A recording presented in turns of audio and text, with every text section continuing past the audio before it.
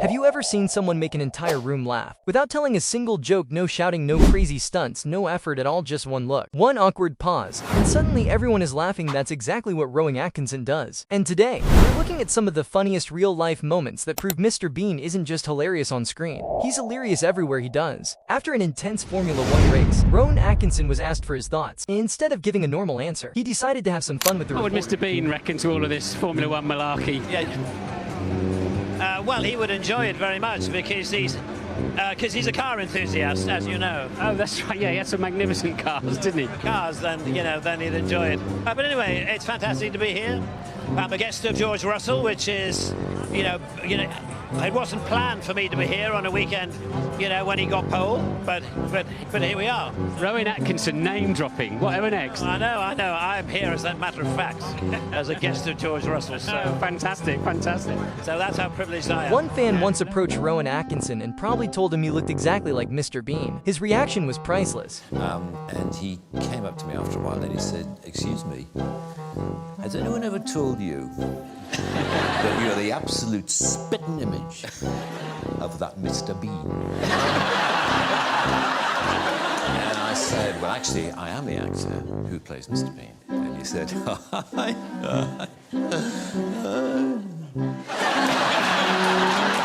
In one television appearance, Rowan Atkinson revealed the surprising story behind the creation of Mr. Bean. And trust me, it's probably not what you'd expect. Do you remember that night? Yes, I certainly remember the night. It was a one-off. It was a one-night review, and I was asked if I wanted to do something, and I couldn't think of anything. And I just stood in front of a mirror, to be honest, and I just started pulling faces. For want of a better term, and I just sort of, was doing this.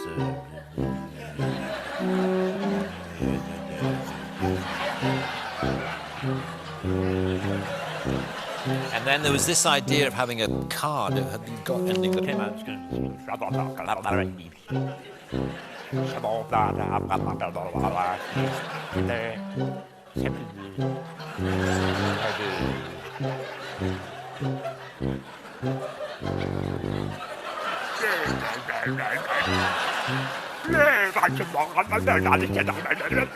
did a movie quite a while ago called Mr. Bean's Holiday. Oh, yes. In which Mr. Bean... and there was a scene... You're so casual about that. I did a film called Mr. Bean's Well, does he look like an even bigger knob if he said, "Oh, well, of course you all know Mr. Bean's Holiday"? Exactly. So he's I'm trying to reduce my knob quotient. What happens when one of the funniest men on earth sits down with one of the biggest music legends in history? The result is exactly as entertaining as you imagine. I'm sure the first question that everybody would like to ask you is this. Funny name, Elton.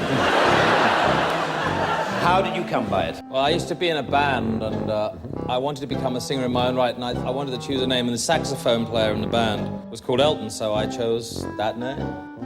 Did you ever consider John Elton?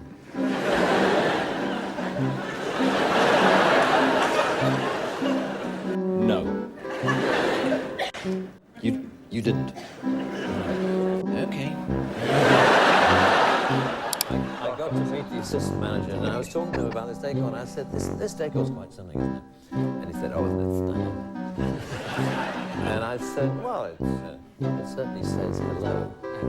There's no doubt about that. And I said, "But there's something about it that mystifies me, because I would have thought the kind of people who could afford $10,000 a night for this suite strike me as the kind of people who would want something a bit more subtle, a bit more discreet, a bit more laid back." And he said, no, all the big stars love it. Stevie Wonder stays here. Mr. Bean has made people laugh for decades, but in 2012, Rowan Atkinson brought the character to one of the biggest stages on Earth. And Sunher, he styled the show at the Olympic Games. Who would have thought that the man behind Mr. Bean could also be one of the fastest celebrities on Top Gear? Now, I know that if you were a presenter on this show, you could just do it. I did a credit card commercial in New York a few years ago, and it was a story in which I had to play a bungling British secret agent. And there's this beautiful woman gets out of a limo in the middle of New York, and he sees her. And this scene was when I had to look at her as if I'd just fallen in love with her. And the director said, "Just imagine that you've just seen your wife for the first time." And my wife happened to be on set at the time. And And she said, no, that won't work.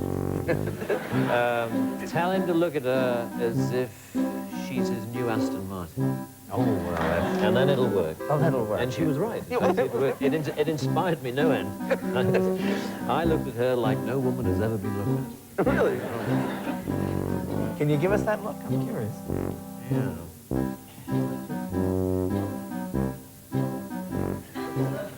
Look at the women melting. Look at that. It's just, oh. Atkinson, in die Kamera. Stellt 3 große Gefühle dar. Die da. Große Gefühle. Freude.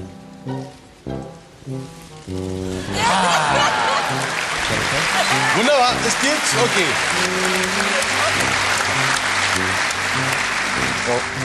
Or a more subtle version would be... Before Rowan Atkinson became a global icon, Rowan Atkinson was already making audiences laugh with stories from those early days. It's 6 half-hour programs, and it's called The Black Adder, and it'll be on towards the end of May, I believe. And we still haven't finished it. A touch of the medieval, I would say. It is exactly right. Yes. It's set in medieval times. Quite. Don't want to say too much. No, I don't. You see your face as your greatest asset, your facial dexterity. Mark how kindly I put that. Yes, facial dexterity. It's something that I never realized I had until I was about 20, 21. You know, one doesn't like to be labeled a face puller because you feel as though if you have got a face that, you know, that's manageable and one can go like that, you know, can twist about.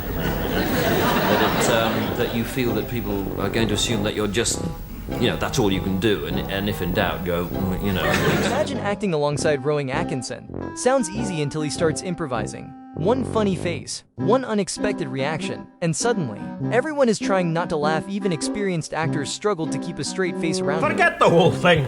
I'm going back home with Migsy. Yes, yes, yes. Oh, show me the glen where the kipper roams free and together. Oh, I'm so sorry. I'm so sorry. Got too funny. Sorry. Oh, Okay, sorry. Get the whole thing and I'll run away with Migsy or go later. No, I'm not interested. I'd sooner go to bed. So you're going to suffer it again. In a rare interview from 1993, Rowan Atkinson reflected on the future of Mr. Bean and why every iconic character must eventually come to an end. Where will Mr. Bean's escapades end, do you think? You're not tired of it? We had an idea. Should I tell you what the idea Yes, was? please do. Okay. Yes, all right, yes, I will. It was this idea for the last, which we may never do, the last episode of Mr. Bean, is that he's driving along a country lane extremely fast, and he sees this spaceship landing in a field, and he stops the car, and he looks out, and he thinks, what's that spaceship doing there? And he drives into the field with his men, and he stops outside the spaceship. And he looks around, and he looks up, and suddenly the door goes... Crisis, Baldrick! Crisis! No marriage, no money, and more bills. For the first time in my life, I've decided to follow us home. I'll cook this up. Ah, Dr. Johnson! Damn cold day! Indeed it is, sir. But a very fine one. For I celebrated last night the... What? Few people can make millions laugh without saying much. Rowan Atkinson did it for decades, and that's why he'll always be a comedy legend. Thanks for watching. Don't forget to like, subscribe, and we'll see you in the next video.